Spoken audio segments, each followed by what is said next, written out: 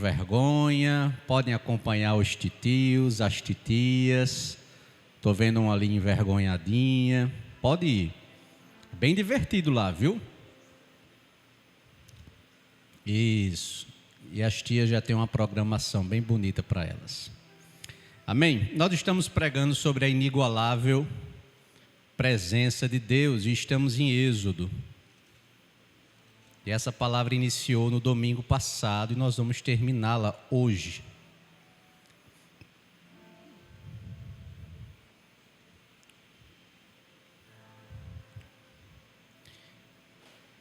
Obviamente que nós temos pessoas aqui que não estavam aqui no domingo passado. Então eu vou tentar fazer uma retrospectiva muito rápida, tá certo? 5 minutinhos só para você entender onde estamos, só para eu lhe localizar. Então abra comigo em Êxodo 24:1,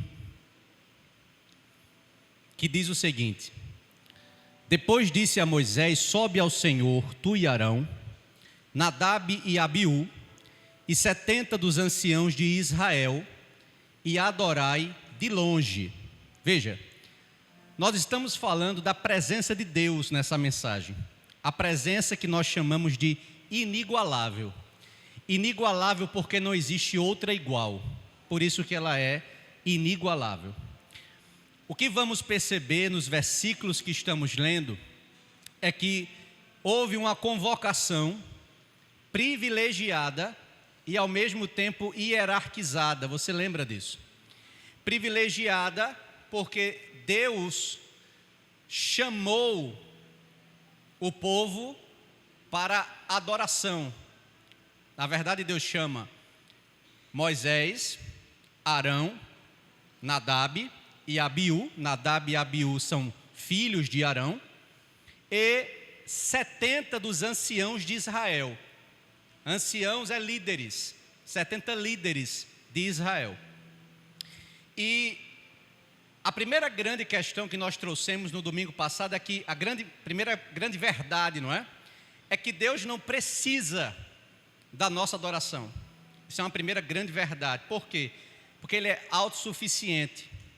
Deus não precisa de nada. Mas isso não significa que nós não devemos adorá-lo. Nós aprendemos também que Deus é criador. Ele existia antes de tudo. Não foi criado por ninguém, mas criou tudo. E nós aprendemos também que Deus é autoexistente, ou seja, incriado e eterno, não é? Nós vimos isso também. Então, ao invés de compreendermos que Deus precisa da nossa adoração, nós precisamos entender que nós precisamos adorá-lo. É o que está escrito em João 15, versículo 5.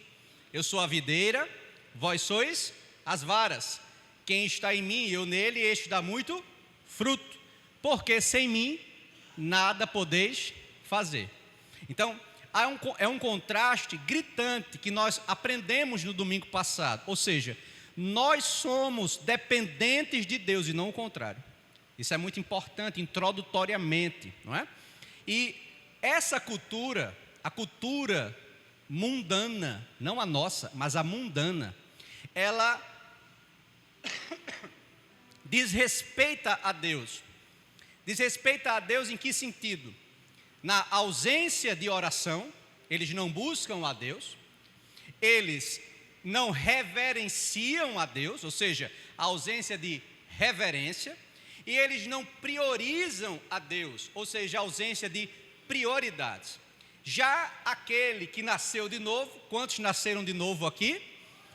Eles são guiados pelo Espírito Santo, são habilitados pelo Espírito Santo, possuem uma nova natureza e são sensíveis à convicção de pecado. Ou seja, você que nasceu de novo, você não está imune ou isento de pecar, mas quando você peca, o Espírito Santo, que é teu guia, que é aquele que te habilita, ele vem imediatamente e te diz: plim, plim, você pecou, você precisa do sangue, você precisa se arrepender, você precisa voltar, você precisa se ajoelhar e você precisa pedir perdão. E aquele que a Bíblia diz que é justo, verdadeiro, e advogado, intercessor, ele clama ao Pai, glória a Jesus, e o sangue é aspergido sobre a sua vida, e você é perdoado na pessoa de Jesus Cristo. Amém? Então, nós vimos tudo isso, e vimos também que Deus chama para um convite. Este versículo é um convite para a adoração coletiva. Deus chama Moisés, Arão, Nadab, Abiú e os 70 anciãos para um encontro solene no Monte Sinai. Então, a convocação ela não é só coletiva, mas ela também é hierárquica. Por que ela é hierárquica? Porque nós vimos que a chamada coletiva de Deus envolve Moisés, envolve Arão, envolve seus filhos e envolve os 70 anciãos. Mas envolve também uma exclusividade na pessoa de quem? Na pessoa de Moisés. Veja, versículo 2, Êxodo 24 e 2. Só Moisés, isso é uma ordenança, só Moisés se chegará ao Senhor, só Moisés. Mas eles não se cheguem, nem o povo suba com ele. E nós aprendemos que privilégio, isso é um privilégio, vem atrelado sempre a um campo de responsabilidade. Então, quando olhamos para a pessoa e para a vida de Moisés, por que Moisés entra num campo de exclusividade com Deus? Porque primeiro, Moisés é fiel, Números 12 e 7, não é assim como eu servo Moisés, que é fiel em toda a minha casa. Moisés anda em santidade, Deuteronômio 34 e 10, nunca mais se levantou em Israel profeta algum como Moisés, como quem o Senhor tratava face a face. Em terceiro lugar, além de ser fiel e além de andar em santidade, Moisés era manso. Veja, Números 12 e 3. Ora, Moisés era homem muito manso, mais do que todos os homens que havia sobre a terra. Amém? Então havia uma exclusividade, mas havia também deveres cumpridos na vida de Moisés. Moisés então destaca-se diante de Deus. Então, no versículo 18, que diz, Êxodo 24 e 18, nós também já vimos, eu estou apenas rememorando para você. E Moisés entrou no meio da nuvem, veja, Moisés agora vai, porque Deus chama e conclama que ele vá só, não é? Depois que subiu ao monte, e Moisés esteve no monte 40 dias e 40 noites. Então, é importante nós destacarmos que Deus, ele é um Deus relacional, entende? Numa oração, nós estávamos aqui hoje em consagração, então, como estamos aqui num culto racional hoje, não tenha nenhuma dúvida de que os olhos do Senhor estão atentos sobre este lugar nesta noite, porque Ele é um Deus de relacionamento. Numa oração não existe monólogo, nós não conversamos com a parede. Quando nós oramos, as nossas orações, no invisível e no secreto, elas sobem ao coração do divino. Nós acessamos o divino e o divino responde ao humano. E isso é Deus se relacionando com o seu povo. Deus tem prazer em se relacionar com você. Amém?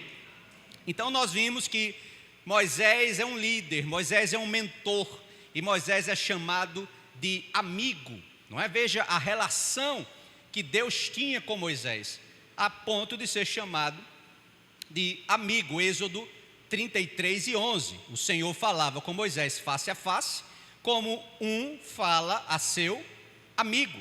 Nós vimos isso na pessoa, não é? De Adão, na pessoa de Abraão, o patriarca, de Enoque e de Davi, homens segundo o coração de Deus. Pastor, eu quero ter esse relacionamento íntimo com Deus, o que é que eu faço? Nós vimos Tiago 4 e 8, lembram? Chegai-vos a Deus, e Ele se chegará a vós. Limpai as mãos, pecadores, e vós de duplo ânimo, purificai os corações. Então, o que nós aprendemos? O que pode impedir as nossas orações?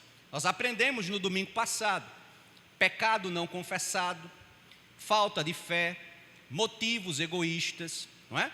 Orgulho e justiça própria, falta de persistência, às vezes você não persiste, e a piedade e a justiça na nossa vida, porque Deus escuta quem? Qual é a oração que tem efeito? A oração de um justo, amém? Então, o que Tiago estava nos afirmando, com este versículo que ele afirma, não é? É que busquemos abandonar as nossas práticas pecaminosas, que andemos em justiça, que possamos produzir frutos de arrependimento, que andemos em santidade, não é? Ele fala do homem de duplo ânimo. O que é o homem de duplo ânimo? É aquele que é indeciso espiritualmente. Ele está em cima do muro, não é? Ele está dividido entre Deus e o mundo. Então, nós não podemos mais estarmos em cima do mundo. Nós somos povo santo, nação santa, povo eleito, escolhido, lavado, remido no sangue do Cordeiro de Deus. Nós andamos retamente, nós não cocheamos mais entre dois pensamentos, não é? Como Elias disse para o povo: ora, até quando cocheareis entre dois pensamentos? Se servia a Deus, servia a Deus; se servia a Baal, servia a Baal, não é? Então nós aprendemos tudo isso no domingo passado, e você vai poder no YouTube acompanhar tanto a mensagem, a parte 1, como agora a parte 2, que é onde eu vou entrar agora. Isso foi só uma introdução para lhe localizar, não é?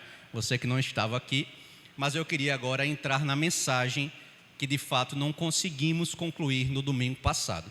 Vá comigo para Êxodo 32 e 7. Então disse o Senhor a Moisés: vai. Veja,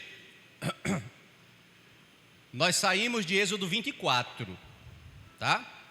Em Êxodo 24, nós vimos a convocação de Deus, nós vimos que Moisés subiu à presença de Deus, nós vimos que Moisés e os anciãos sobem na presença de Deus, e Moisés vai ficar 40 dias e 40 noites com Deus, certo? Quando você vai andando, você vai vendo que capítulo 25, 26, capítulo 27, capítulo 28, capítulo 29, capítulo 30, Moisés está na presença de Deus recebendo instruções. Recebendo instruções. 31 até o 32. A crise vai começar no 32, tá? A crise começa aqui no 32. Veja 32, verso 1, só para você entender. Eu quero me debruçar sobre o 7, mas eu vou lhe contextualizar para você entender. Vamos do 1 para a gente só entender. Mas vendo o povo que Moisés tardava em descer, veja, do monte, acercou-se de Arão e lhe disse: levanta-te e faze-nos deuses que vão adiante de nós, pois quanto a este Moisés, o homem que nos tirou do Egito, não sabemos o que lhe terá sucedido. Disse-lhes Arão: tirai as argolas de ouro das orelhas de vossas mulheres, vossos filhos e vossas filhas, e trazei-mas. Então todo o povo tirou das orelhas as argolas e as trouxe a Arão, ouro. Este, recebendo-as das suas mãos, trabalhou o ouro com buril e fez dele um bezerro fundido. Então disseram: são estes, ó Israel, os teus deuses, que te tiraram da terra do Egito. Arão, vendo isso, edificou um altar diante dele, e apregoando disse: amanhã será festa ao Senhor. No dia seguinte madrugaram e ofereceram holocaustos, e trouxeram ofertas pacíficas, e o povo assentou-se para comer e beber, e levantou-se para divertir-se. Veja, então disse o Senhor a Moisés: vai, veja agora a sentença, agora é uma sentença, vai, porque o teu povo, veja, o teu, não é mais o meu, o teu povo, que fizeste sair do Egito, se corrompeu. Entende a gravidade? Aonde o povo chegou?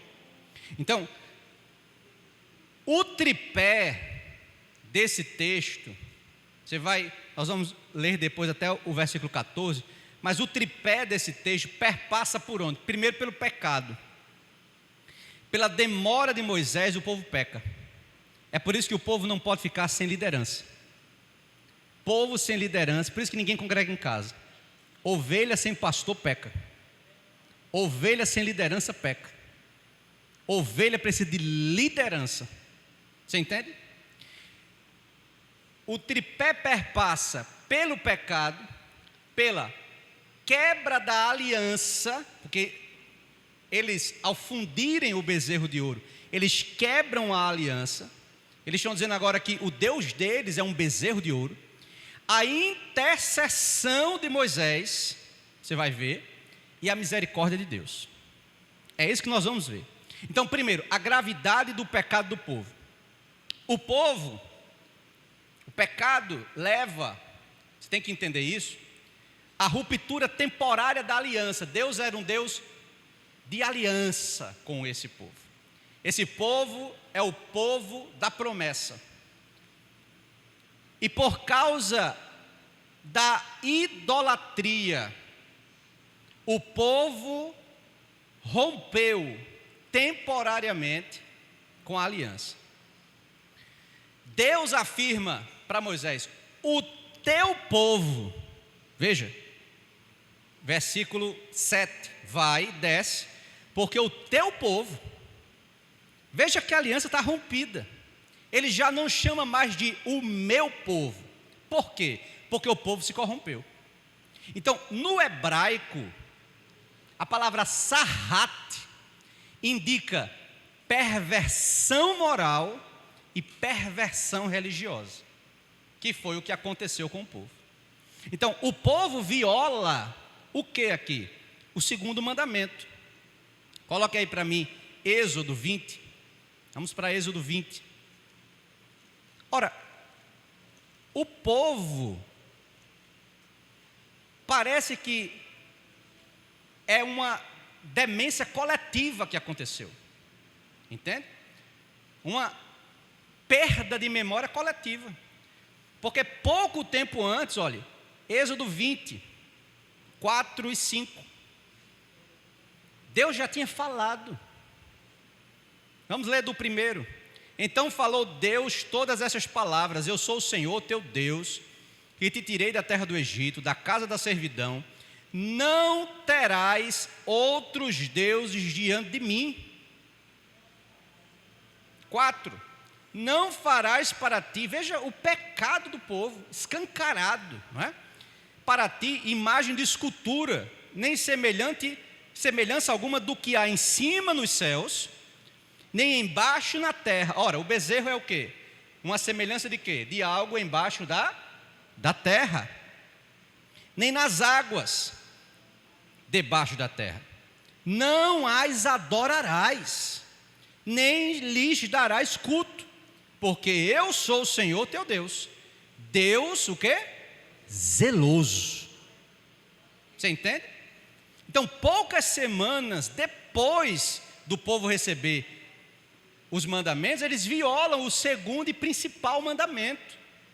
Então, o bezerro de ouro, que está aqui em Êxodo 32, 4, simbolizava o quê? Primeiro, uma adaptação pagã. O povo, o touro, ele é uma representatividade. Veja, é muito interessante isso aqui, porque muitos crentes, eles são tirados do Egito, mas o Egito não é tirado deles. E nós temos que ter essa percepção aqui nessa noite. Deus já te tirou do Egito. Não olhe mais para nada do Egito. Não cobice mais nada do Egito, porque você não é mais do Egito. Você agora é de Jesus. Amém? Então, vez por outra, o velho homem quer aparecer. Vez por outra, o velho homem quer surgir, emergir, não é?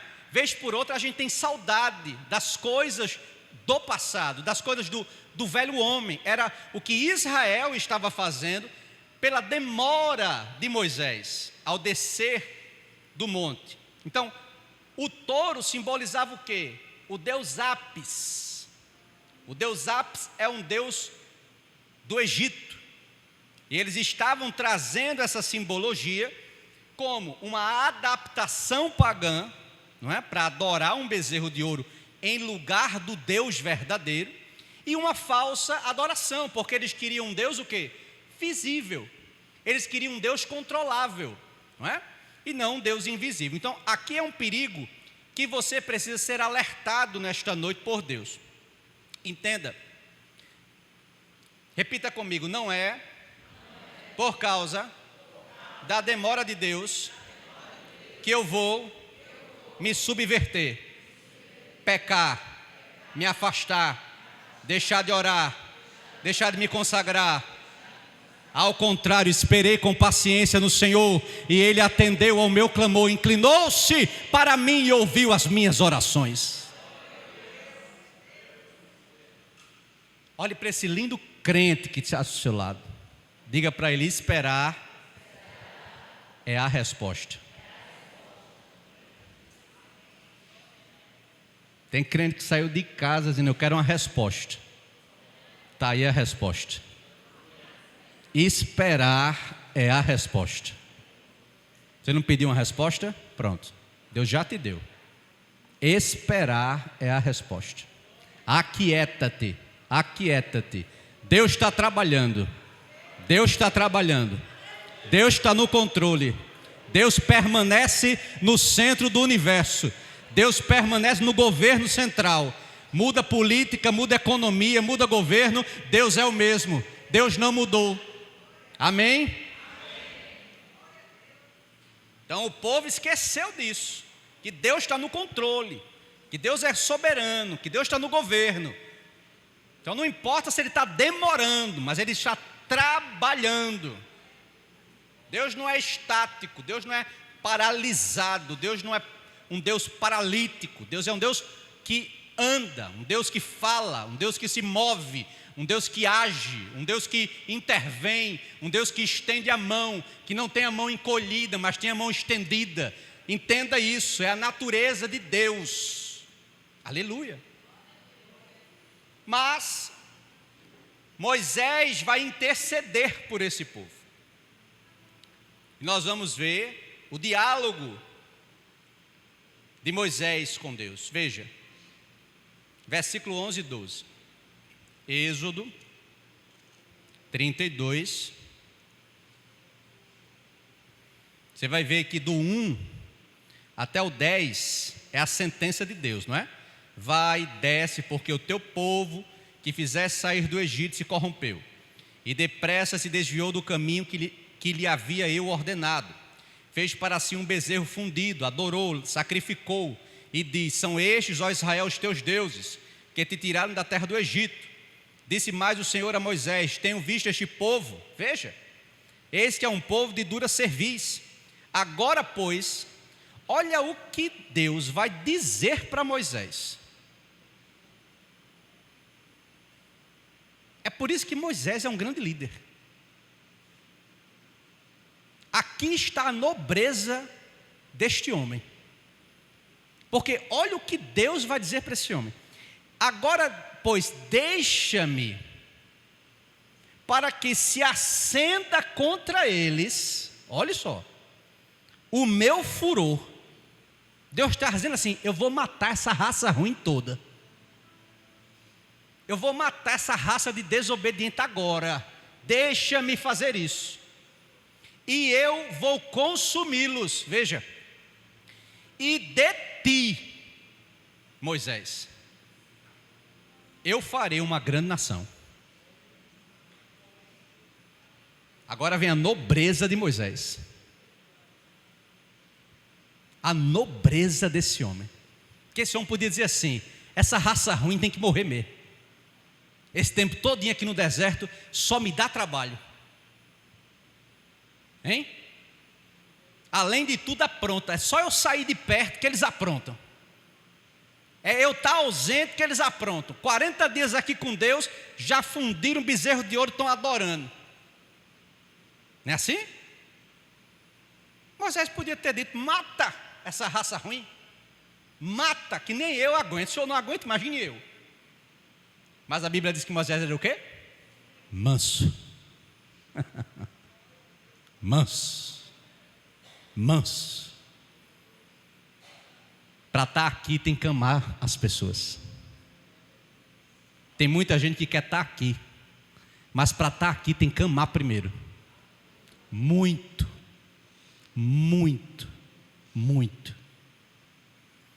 Hoje nós pregamos de manhã, porque estamos nesse movimento aqui de evangelismo, não é? Comunitário, de amarmos. Mas Deus tem falado comigo. Deus tem vindo ao meu coração. Antes de evangelizarmos, eu não vou abrir aqui uma outra pregação, mas eu queria abrir um recorte. Antes de evangelizarmos, antes de falarmos do amor de Deus para as pessoas que estão aqui do lado, nas laterais, nós precisamos primeiro pedir a Deus que quebre o nosso coração e que nós nos apaixonemos por essas pessoas, porque só assim o evangelismo vai ser eficaz. Nós temos que nos misturar, nós temos que sentir a dor deles, nós temos que beber o café que eles bebem. Aleluia. Nós temos que descalçar e quem sabe andar com eles 1, 2 milhas para visitar alguém que eles pediram para visitar. Quem sabe para entrar num quarto que não é talvez o quarto mais bonito. Entrar na casa onde talvez, não é, o chá é da planta do jardim, e que bênção. E tomarmos o chá para não fazermos a desfeita. Você entende? Estamos dispostos a beber esse cálice? Estamos dispostos? Precisamos antes sermos apaixonados por gente, como Deus também é. É a marca do cristão, amarmos pessoas como Deus ama. Isso aqui foi um teste grande para Moisés, grande. Você vai ver o que Moisés vai dizer. Versículo 11.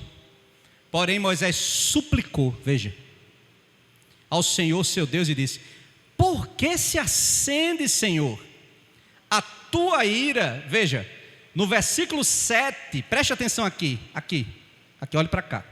Isso, você está no culto.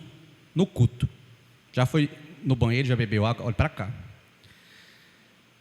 Porém Moisés suplicou ao Senhor seu Deus e disse: por que se acende, Senhor, a tua ira contra o teu povo?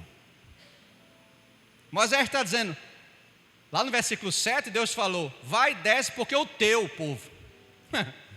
Agora, o Senhor está dizendo, não é meu não, é o teu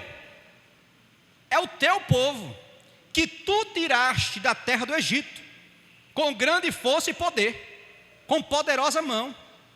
Aí veja, que Moisés vai dizer: ora, o que é que os egípcios vão falar? Com maus intentos os tirou. Para quê? Para matá-los nos montes, para consumi-los diante da face da terra. Aí ele se organiza ali no seu pensamento, na sua oração, no seu diálogo, e diz: torna-te do teu furor, da tua ira, e arrepende-te deste mal contra o teu povo. Contra o teu povo. Contra o teu povo. Não é meu, é teu povo. Quantos pertencem a Deus aqui estão entendendo essa palavra? E é por isso que Jesus disse: Simão, Simão, Satanás pediu para fazer que nem farinha com vocês, mas eu roguei ao Pai por ti, para que a tua fé não desfalecesse. Aleluia! O que o Senhor está nos dizendo aqui é que o teu nome, é que a tua família tem sido afrontada, tem sido por vezes e por muitas vezes, por nossa causa, o diabo nos reclama. Mas Jesus se levanta, porque entenda, Moisés é a pré-figura de Cristo no Antigo Testamento. No Novo Testamento, quem se levanta aqui para dizer: ei, ali é teu povo, ali é tua, ali é teu, ali é lavado com sangue, ali eu comprei na cruz do Calvário, ali é salvo, ali é salva. Satanás não toca, Satanás não mexe, Satanás não destrói. Quem faz isso hoje é Cristo Jesus, que se levanta no céu para proteger a sua igreja. Aleluia, glória a Deus. Você está guardado, rapaz. Você está guardado.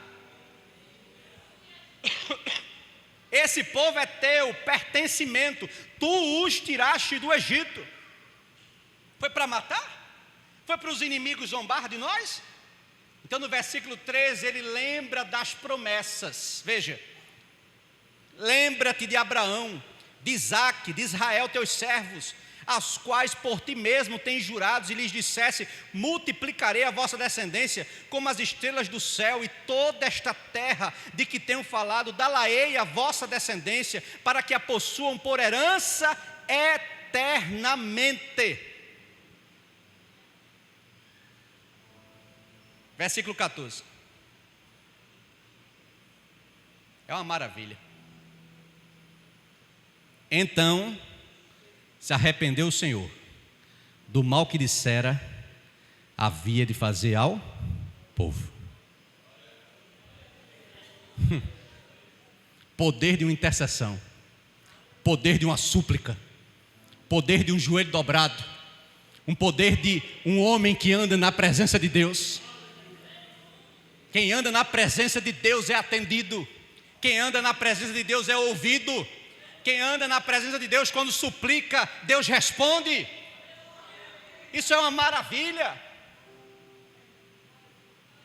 O resultado: Deus poupa o povo, mas nós vamos ver que Deus vai castigar os culpados.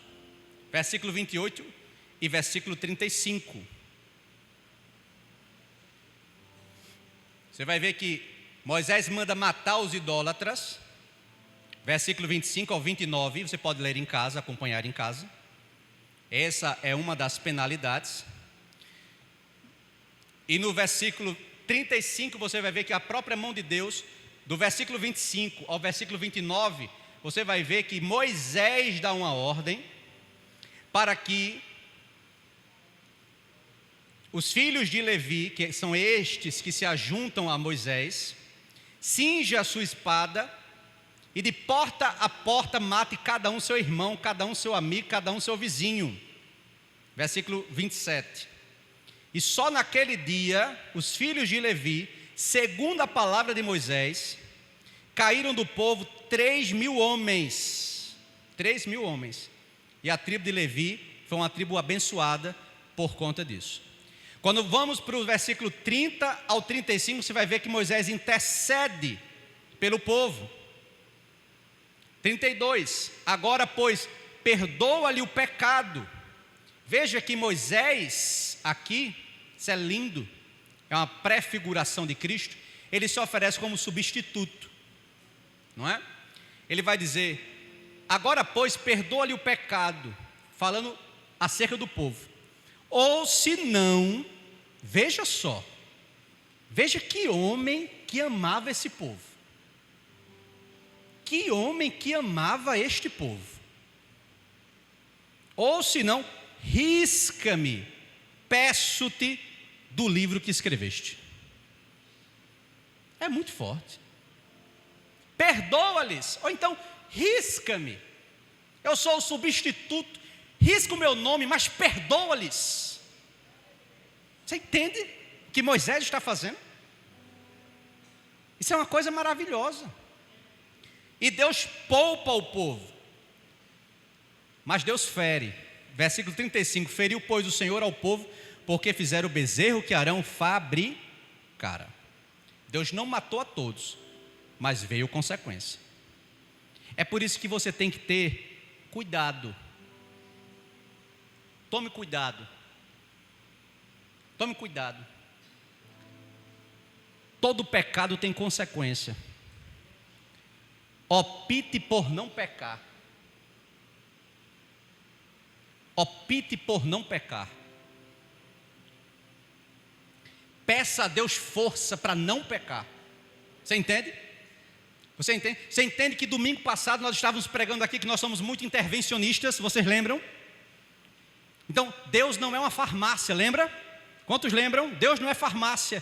Vou correr ali para comprar a pílula. Deus não é farmácia, meu filho. Aleluia, você precisa dizer: Senhor, não me deixa cair em tentação, mas livra-me do mal. Tem que ser sua oração diária. Sua oração diária, porque pecado tem consequência. Então que Deus te guarde. Diga comigo: Senhor, me guarda. Aleluia. Me guarda. Me guarda. 3. A presença de Deus iria ser retirada. Aqui é o cerne dessa pregação. Êxodo 33 agora. Versículo 1 e 2. Você já viu que Moisés intercedeu pelo povo, o povo não foi morto. Alguns foram feridos como consequência do pecado. Uns pelas espadas, não é? Do povo de Levi. Outros, o próprio Senhor os feriu. E agora você vai ver que Deus, num diálogo com Moisés, vai dizer: vai, sobe daqui, tu e o povo que tiraste da terra do Egito, para a terra a respeito da qual jurei a Abraão, Isaque e Jacó, dizendo: a tua descendência a darei. Aí veja o que Deus vai dizer: enviarei o anjo adiante de ti, lançarei fora cananeus, amorreus, heteus, ferezeus, heveus, jebuseus. Vai, vou mandar um anjo adiante de ti. Mas o que Moisés agora vai perceber e vai se amedrontar e bater pino e dizer assim: daqui eu não saio sem a tua presença, é porque Deus está dizendo que ele não vai, mas quem vai é um anjo. E Deus diz por quê. Veja o versículo 3 em diante, ó. Sobe para uma terra que mana leite e mel, eu não subirei no meio de ti. Deus está novamente reforçando: não vou com vocês, porque o quê? És povo de dura cerviz. Deus está dizendo: é um povo ruim, entende? Para que, aí veja a preocupação de Deus: se eu for com vocês e tiver um novo bezerro, porque vocês são um povo de dura cerviz, não é? Agorinha eu falei que não era para fazer, eu ensinei que não era para fazer imagem. Agorinha, semanas depois, vocês fizeram o bezerro de ouro.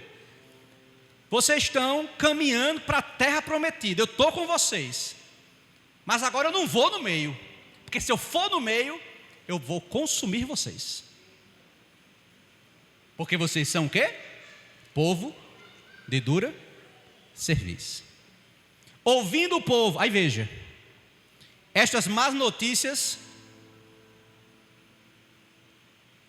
pôs-se a prantear. O povo começou a chorar. Nenhum deles vestiu seus atavios, suas roupas, suas vestes. Porquanto o Senhor tinha dito a Moisés: dize aos filhos de Israel: és povo de dura cerviz. Se por um momento eu subir no meio de ti, te consumirei. Olha que coisa.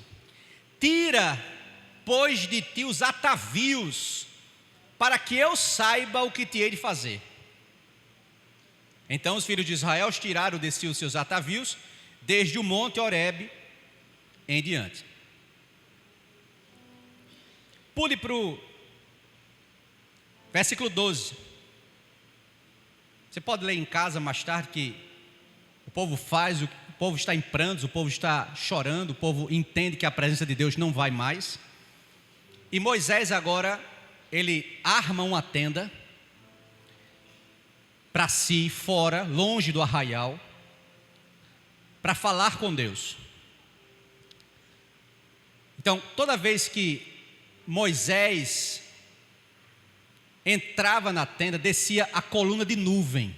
Isso é uma coisa maravilhosa. E põe-se a porta da entrada. Para quê?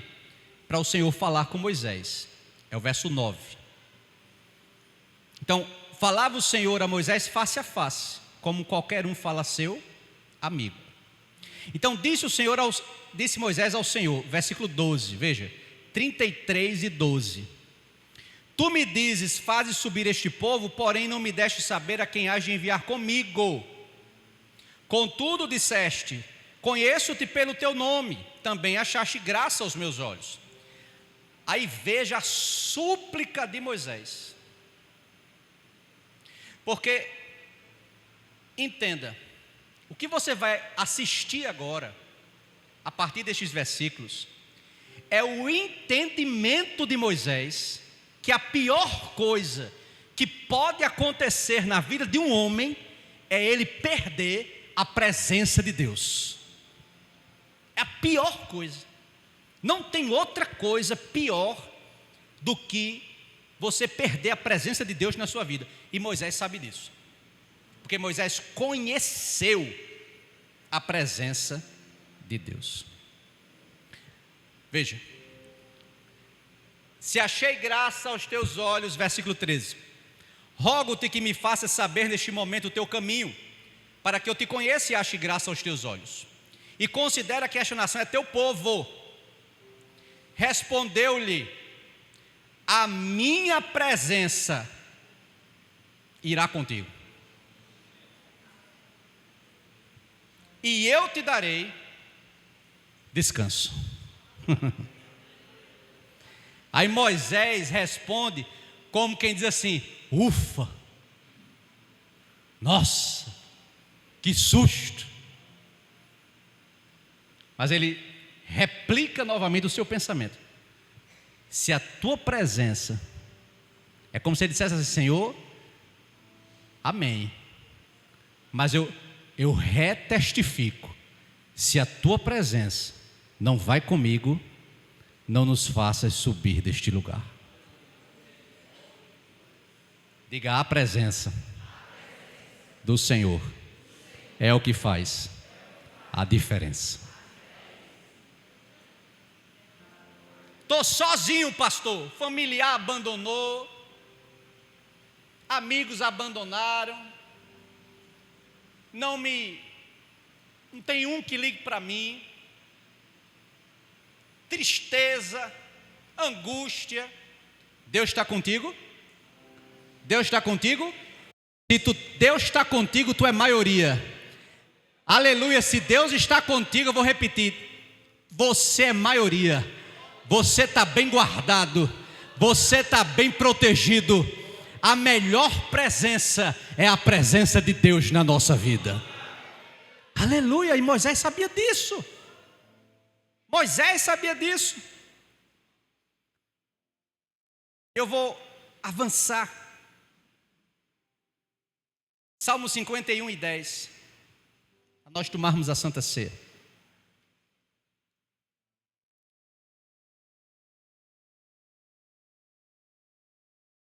Não só Moisés sabia disso. Davi também sabia.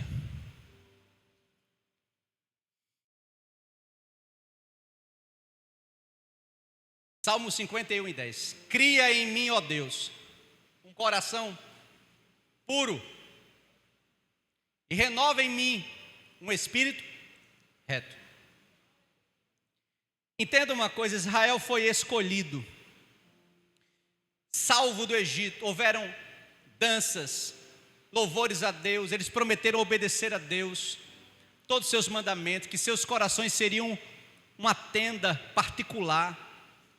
Mas eles historicamente perderam a presença, porque eles perdiam a comunhão diária. Todo o seu coração, sua palavra enquanto deleite, sua gratidão eterna e uma vida piedosa, eles tinham essa dificuldade de oferecer a Deus. Como vimos anteriormente, Israel ignora a presença de Deus. Quem está aqui lutando pela presença de Deus é Moisés. Não é o povo, é Moisés.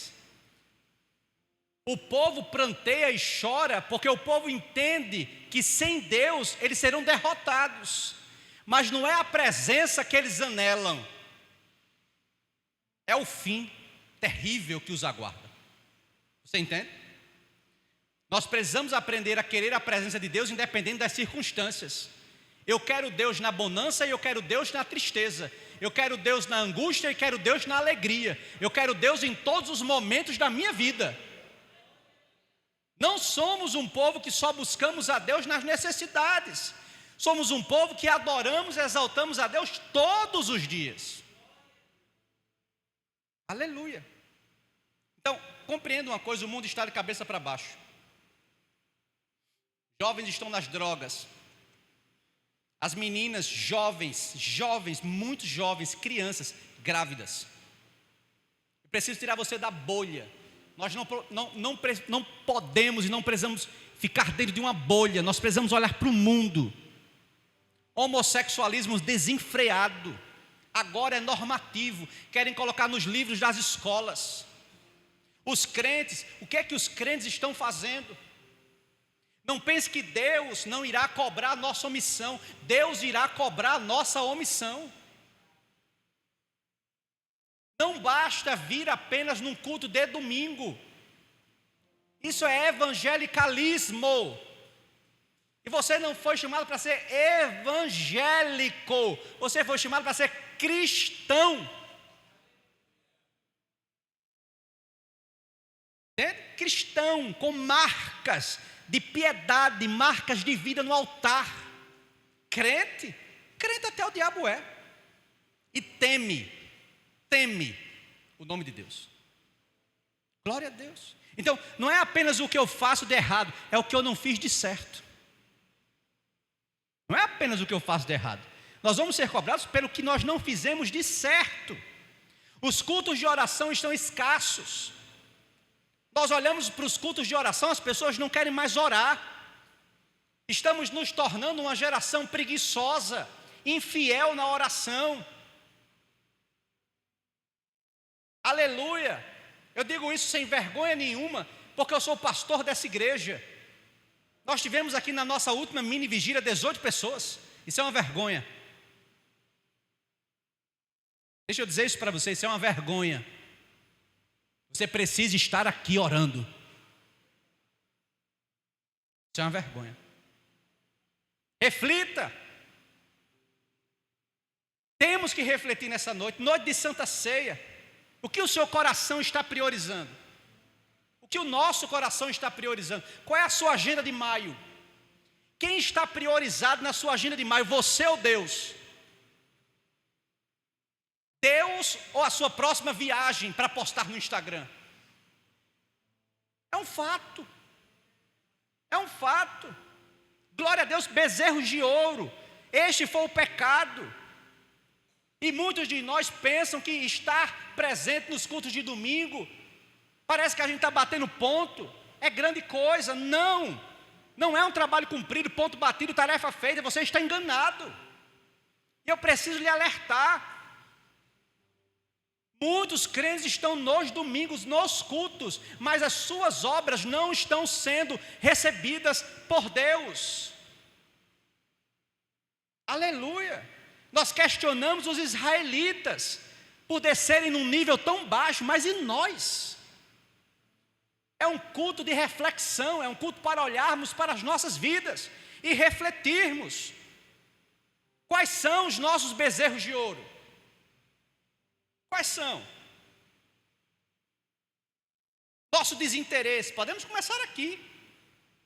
Nossa despreocupação, nossa ausência e temor à palavra de Deus. Pode parecer uma palavra pesada, mas é uma palavra de vida. É uma palavra de vida para teu coração. Arão é a representatividade, entenda, da tolerância sacerdotal do pecado. Como tem muitos por aí, que não pregam a verdade. O que tem de púlpito mentiroso por aí, o que tem de púlpito fajuto por aí, o que tem de púlpito alisando o ego de gente por aí, o que tem de púlpito com falso mestre, mercenário por aí, ludibriando. A Bíblia é fechada, a Bíblia não é aberta. Eles não mandam nem os crentes abrirem a Bíblia, ao contrário, manda fechar. Eu disse hoje de manhã, duvide de pastores e de líderes que mandam você fechar a Bíblia. Bíblia é para ficar aberta, Bíblia é para ouvir, aleluia, o que Deus tem para falar para a sua igreja. Se Deus te trouxe aqui hoje para te balançar, aleluia, saia balançado, mas a palavra vai ser entregue ao seu coração. Glória a Deus. O que é que nós assistimos lá fora? Um evangelho raso, fajuta, permissivo, tudo pode. Só recentemente nas redes sociais, falsos profetas são seguidos por uma multidão. Basta você entrar na rede social. Quem é mais seguido? Os falsos mestres. Não são os homens de Deus. Porque estamos na época que a palavra está dando comichão nos ouvidos das pessoas. Então, são crianças nos púlpitos, querendo dizer aos adultos o que eles devem fazer. Crianças. Pregadores milionários, arrastando multidões. Não pregando a santidade, porque ninguém quer ouvir sobre santidade. Ninguém quer mais ouvir sobre mudança de vida. Ninguém quer mais ouvir que Cristo morreu na cruz do Calvário e que nós precisamos tomar a nossa cruz diariamente. Não se prega mais sobre o pecado, não se prega mais sobre o inferno e a eternidade que há no inferno.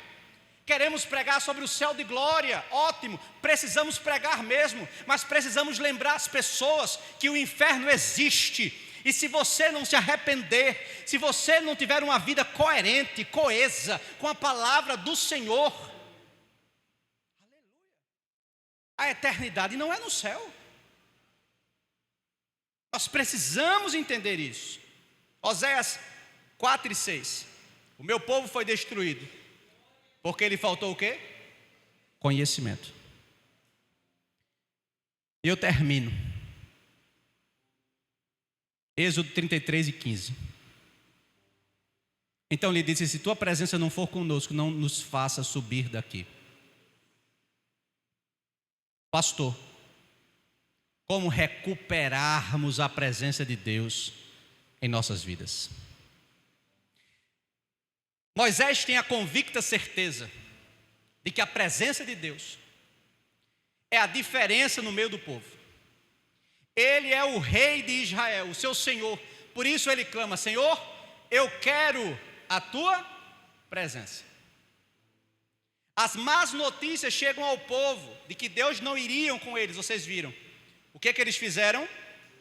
Êxodo 33:4. Ouvindo o povo esta má notícia, pranteou-se, e ninguém pôs sobre si os seus ornamentos. Entendam uma coisa: a pior notícia que um crente pode ouvir não é que ele está doente. A pior notícia que um crente pode ouvir não é que ele perdeu seu emprego. Não é que os filhos, esposa, esposo não os ama. Não é que ele acabou de perder um parente. Não é a sua pior notícia. A sua pior notícia não é perda de bens materiais. Acabei de perder um carro. Não é sua pior notícia. A pior notícia que um crente pode ouvir é que Deus o abandonou. É a pior notícia. O que fazer então, pastor? Joel 2, e eu termino. Livro de Joel, profeta Joel, capítulo 2. Do 12 ao 14.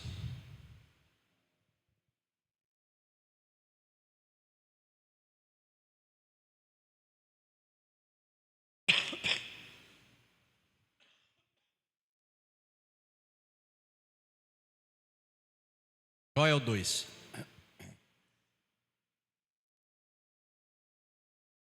Do 12 ao 14.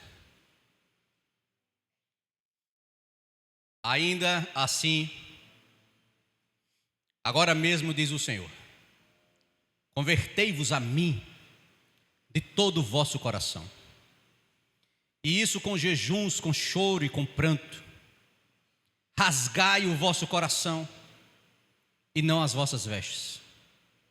E convertei-vos ao Senhor vosso Deus, porque Ele é misericordioso, Ele é compassivo, tardio em irar-se e grande em benignidade, e se arrepende do mal. Quem sabe se não se voltará e se arrependerá, e deixará após si uma bênção, uma oferta de manjares e libação para o Senhor vosso Deus. A bênção que está escrita em Joel é a presença de Deus. Onde estão os cristãos que levarão a sério essa palavra?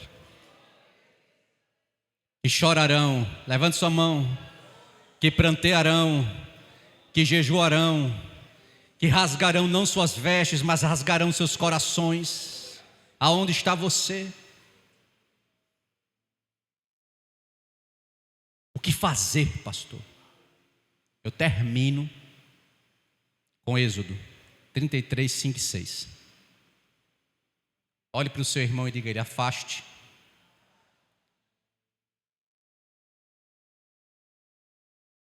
Diga com força, com fé, rapaz. Afaste as distrações humanas. Muito bem. Porém agora tira os teus ornamentos, para que eu saiba o que te hei de fazer. Então os filhos de Israel se despojaram dos seus ornamentos ao pé do monte Horebe. Ora, o que eram os ornamentos? O que eram os atavios? Cópias. Cópias de quê? Cópias de ouro e de prata dos maus deuses egípcios. O que é que eles carregavam? Camundongo, bode, bezerro, tudo balançando nas correntes. O que Deus está dizendo é o seguinte: vocês saíram do Egito, mas o Egito não saiu de vocês. A desculpa era: mas é apenas um pedaço de ouro, não significa nada, é um lembrete sentimental do Egito. Pare com os seus lembretes sentimentais do Egito, diz o Senhor. Pare de se lembrar sentimentalmente do Egito. De lá Deus já te arrancou. Aleluia. Tem crente fundindo bezerro com amuleto de ouro do Egito. E não é à toa essa palavra. Tenha cuidado, dê um basta hoje. Hoje. Na tenda. Quando Moisés entrava, descia a coluna de nuvem, ficava à porta da tenda, o Senhor falava com Moisés, e o Senhor atentou para a sua oração. Onde está a sua tenda? Onde está a sua tenda da oração? Onde está a sua tenda da leitura da palavra? Aonde está a sua tenda particular de consagração? Aonde está para que Deus possa falar com você? Aonde está? Entenda, não há preço para o passaporte para o céu, é de graça. Agora, existe um preço pela unção de Deus.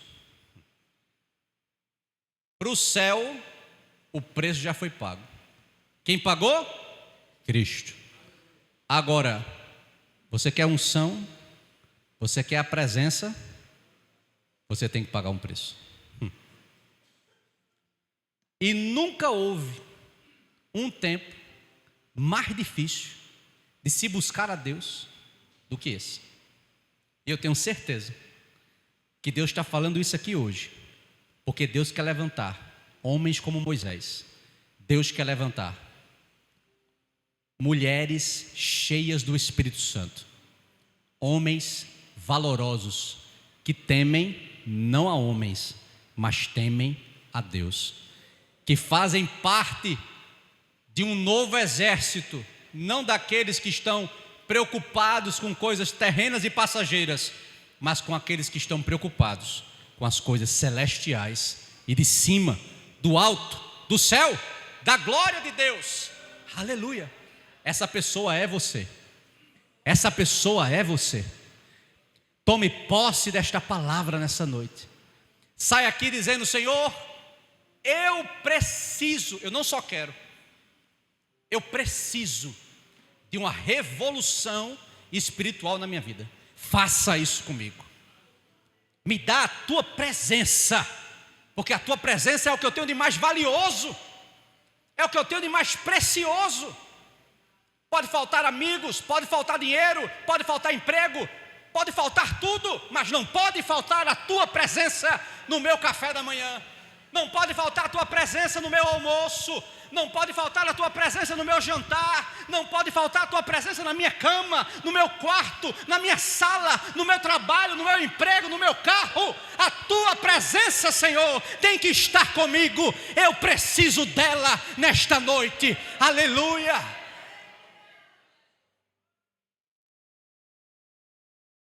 Levante sua mão para cima e receba a presença de Deus na sua vida. Senhor, derrama da tua presença agora. Passeia sobre essa igreja, porque tu és o dono dela. Ah, Jesus, essas ovelhas são tuas, elas te pertencem. Eu sei que essa palavra está sendo ministrada diretamente do teu coração, e há uma conexão desta igreja nesta noite com o céu. Eu sei que existem anjos aqui nesta noite, ó Deus, andando de um lado para o outro, representando a tua presença poderosa e gloriosa. Toca nos corações nesta noite, toca nas vidas que estão aqui. Nós queremos te pedir, desce com autoridade, desce com unção na vida daqueles que estão crendo, na vida daqueles que estão percebendo, na vida daqueles que estão, ó Deus, olhando e enxergando a tua presença aqui. Que a tua presença os encha com poder, com autoridade, com unção do Espírito, em nome de Jesus. Que o teu povo seja cheio do teu Espírito Santo por meio desta palavra pregada, em nome de Jesus. Aplauda o Senhor.